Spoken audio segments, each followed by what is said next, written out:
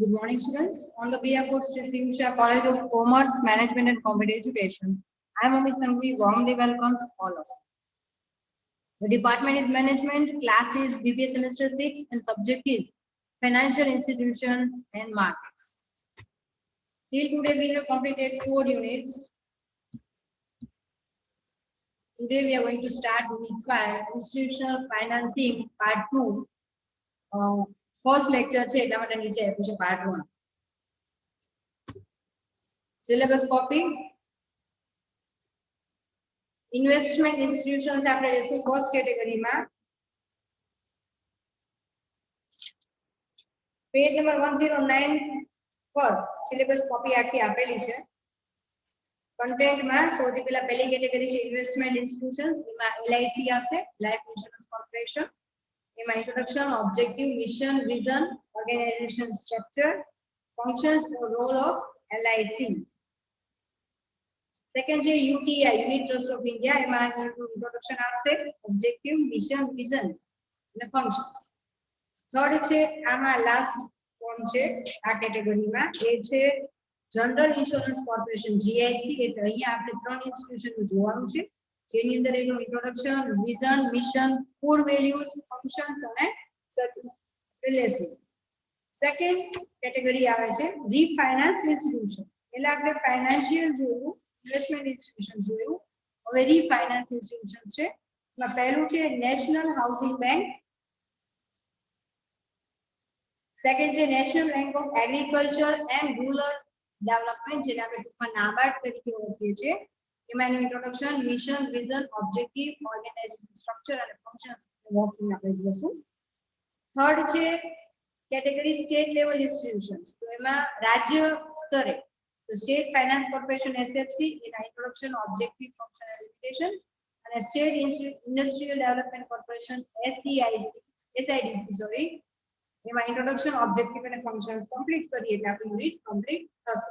Start કરીએ. Today we will cover the following topics. First category છે investment institutions, એમાં પહેલું છે LIC. એ ટોપિક આપણે આજે કમ્પ્લીટ કરશું. પેજ નંબર 111 પર આવી જાઓ. સ્ટાર્ટ કરીએ ઇન્ટ્રોડક્શન થી. The demand for having a nationalized life insurance corporation was recognized even before the independence. मतलब राज्य नेशनल लेवल है.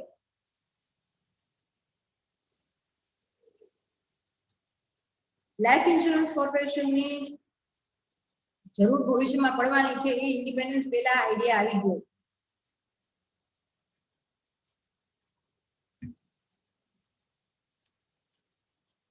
The idea of establishing nationalized life insurance industry or corporation gained momentum in the year 1944 when a bill of amendment of Life Insurance Act 1938 was introduced in the Legislative Assembly.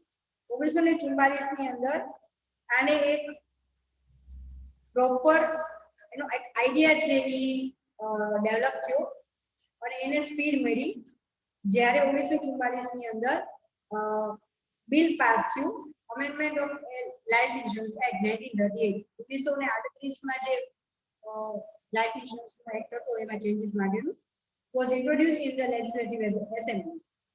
However, it finally took a shape in January 1956, where 154 Indian insurers, 16 foreign insurers, and 75 provident, like a visionary societies operating in India, were taken over by the central government and then nationalized.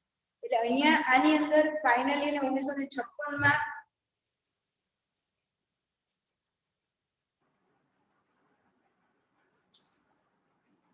એ વસ્તુ આવી અને એની અંદર finalise જ્યારે થયું 1956 જાન્યુઆરી મહિનામાં એને shape આપવામાં આવ્યો, જેની અંદર 154 ભારતીય જે ઇન્સ્યોરન્સ કંપનીઓ હતી એ ઇન્સ્યોરન્સ જે અલગ અલગ હતા એ 16 ફોરેન ઇન્સ્યોરન્સ હતા વિદેશી અને 75 છે એ સોસાયટી ના જે વિઝનરી હોય પ્રોવિડન્સ એ લોકોને આપણે અહીંયા ટેક ઓવર કરવામાં આવ્યું સેન્ટ્રલ ગવર્નમેન્ટ દ્વારા અને એને નેશનલાઇઝ કરવામાં આવ્યું.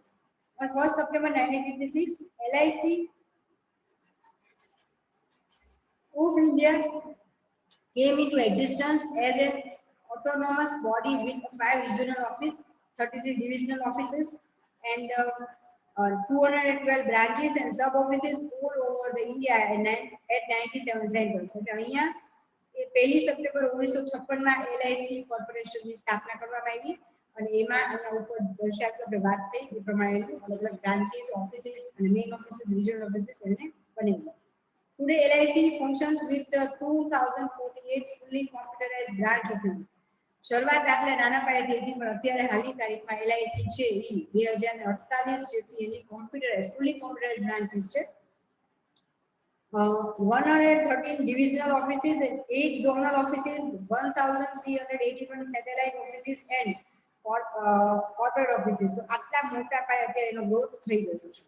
LIC has tied up with some banks and service providers to offer online premium collection facility in selected cities. અને કેટલાક સિલેક્ટેડ સિટીઝમાં હવે બધી જ વસ્તુ એ લોકો ઓનલાઈન કરી રહ્યા છે અને એના માટે એ લોકોએ અલગ અલગ બેંક્સ અને સર્વિસ પ્રોવાઇડર સાથે એ લોકોએ ટાઈ અપ પણ કરેલું છે. LIC's TCS and ATM premium payment facility is an additional to customer convenience. અને એ સિવાય એડિશનલ ફેસિલિટી તરીકે લોકો બે પ્રકારની ફેસિલિટી એ લોકો કસ્ટમરને LIC પ્રોવાઇડ કરી રહ્યું છે. Apart from online kiosk and IVRS international voice response system, info centers have been commissioned at Mumbai, Ahmedabad, Bangalore, Chennai, Hyderabad, Kolkata, New Delhi, Pune and many other cities. LIC continues to be the dominant life insurance even in the liberalized scenario of Indian insurance and is moving fast on a new growth trajectory, suppressing its own past records. LIC has introduced over 1 crore policies during the current year. અને અહીંયા અલગ અલગ જે cities છે એમાં એ લોકોએ પોતાના અલગ અલગ સેન્ટર્સ ઊભા કરેલા છે.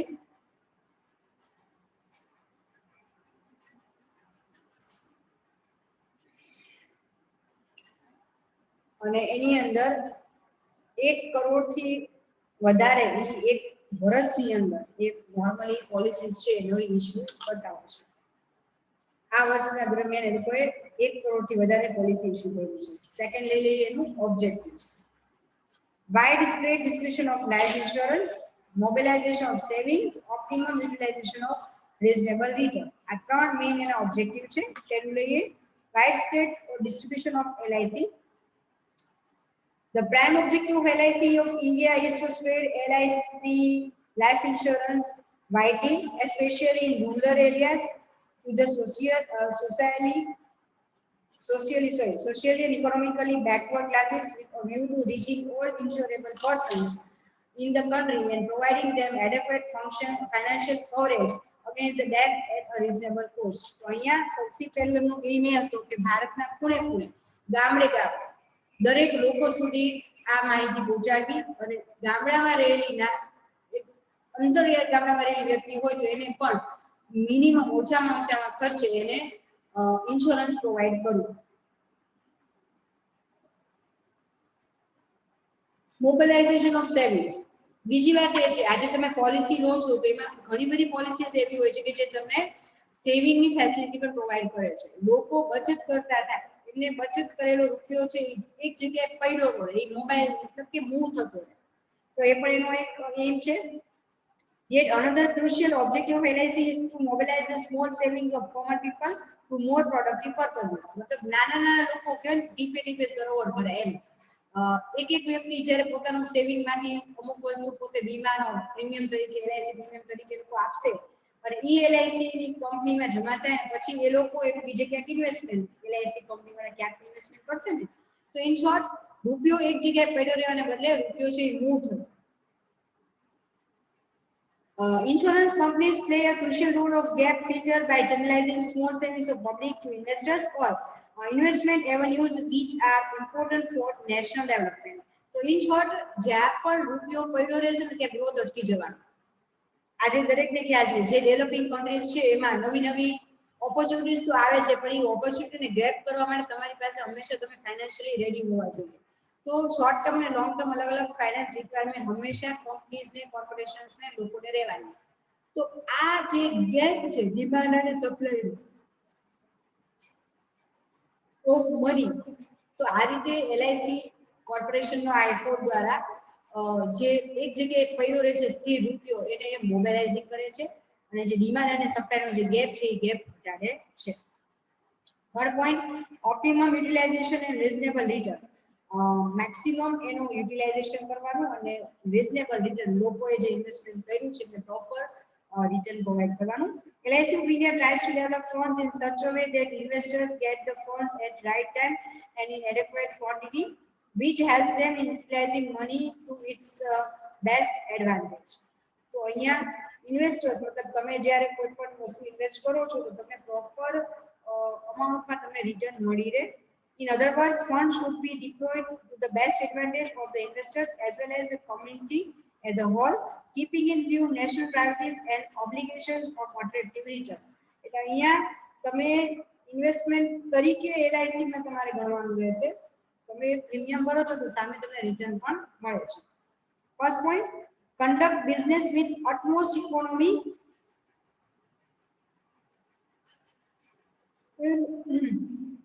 with the full rational realization that the money belongs to the policy holders. તો અહીંયા તમે જ્યારે પોલિસીમાં ઇન્વેસ્ટમેન્ટ કરો છો તો એ વસ્તુ હંમેશા માઇન્ડમાં રાખવાની છે કે ઇકોનોમી છે એના ગ્રોથ માટે તમે આ વસ્તુ ઇન્વેસ્ટ કરવાની છે કોઈ પણ જગ્યાએ, અને રૂપિયા કોના છે તો કે પોલિસી હોલ્ડર ના છે એ વસ્તુ તમારે માઇન્ડમાં રાખવાની છે. Act as a trustee of the ઇન્શ્યોર્ડ public in their individual and collective capacities. અને અહીંયા વ્યક્તિઓ જે છે એમના ટ્રસ્ટી તરીકે તમારે એના જે અમાઉન્ટ છે એને તમારે આગળ જતા ઇન્વેસ્ટમેન્ટ કરવાનું રહેશે.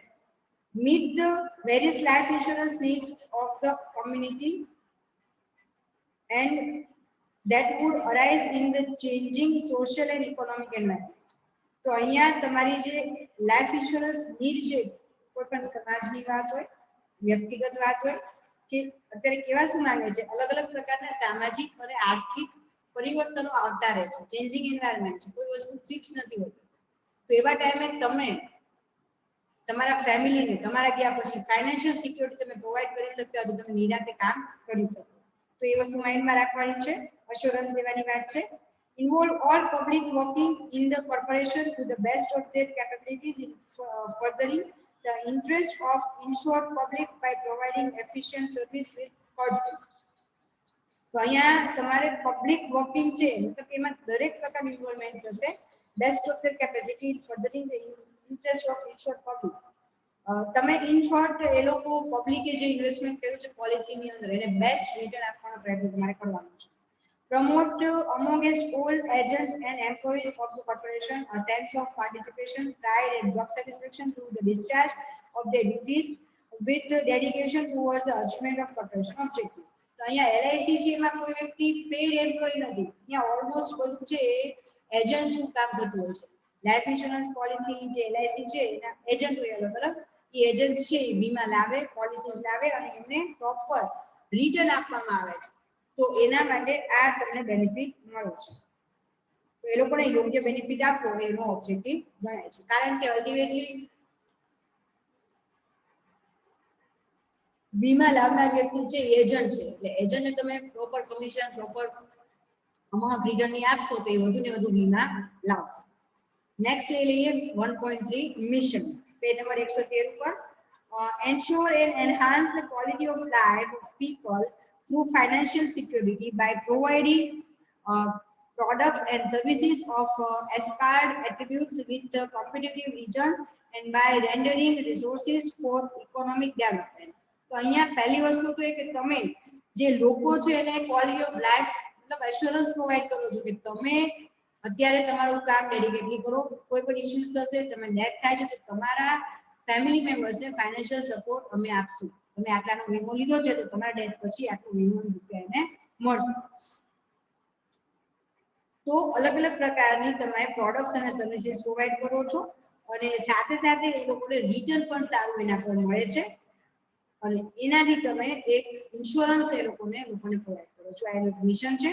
સેકન્ડ નેક્સ્ટ એના પછી લઈ લે 1.4 વિઝન ટ્રાન્સનેશનાલિટી, એટલે રીચિંગ બિયોન્ડ નેશનલ બાઉન્ડ્રીઝ, मतलब કે તમે એક નેશન નહીં નેશન થી પણ આગળ વધવાનું છે.